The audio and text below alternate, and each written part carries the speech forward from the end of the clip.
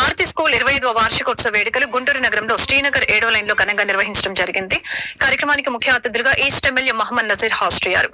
విద్యార్థులు నిర్వహించిన సాంస్కృతిక కార్యక్రమాలు ఎమ్మెల్యే తిలకించారు. అనంతరం ఎమ్మెల్యే మీడియాతో మాట్లాడారు.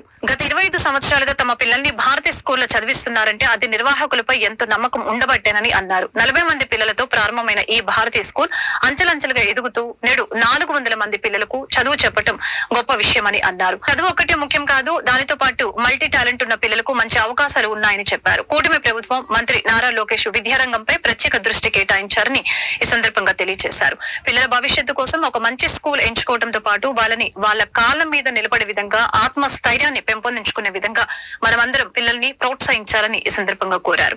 భారతీ స్కూల్ యాజమాన్యానికి, సిబ్బందికి, విద్యార్థుల తల్లిదండ్రులకి అభినందన తెలియజేస్తున్నారని అన్నారు. గత 25 సంవత్సరాల నుంచి ఒక బడ్జెట్ స్కూల్ నడుపుతూ దాదాపు 400 మంది విద్యార్థుల్ని చదివిస్తున్నటువంటి భారతీ స్కూల్ చైర్మన్ డైరెక్టర్ ఉన్నటువంటి బాపట్ల శ్రీనివాస్ గారికి, అలాగే భారతీదేవి గారికి 25 సంవత్సరాల సందర్భంగా హృదయపూర్వకమైనటువంటి శుభాకాంక్షలు తెలుస్తూ ఒక చిన్న స్థాయి ట్యూషన్ దగ్గర నుండి 25 సంవత్సరాల్లో వేలాది మంది పిల్లలకి ఒక మంచి చదువుతో పాటు అనేక ఎక్స్ట్రాడినరీగా వాళ్ళందరికీ కూడా టైక్వాండోతో పాటు ఒక చిన్న బడ్జెట్ స్కూల్లో నడుపుతూ దాదాపు 25 మందికి ఉపాధి కల్పించేటువంటి అవకాశం ఈరోజు భారతీ స్కూల్ ద్వారా జరుగుతూ ఉంది.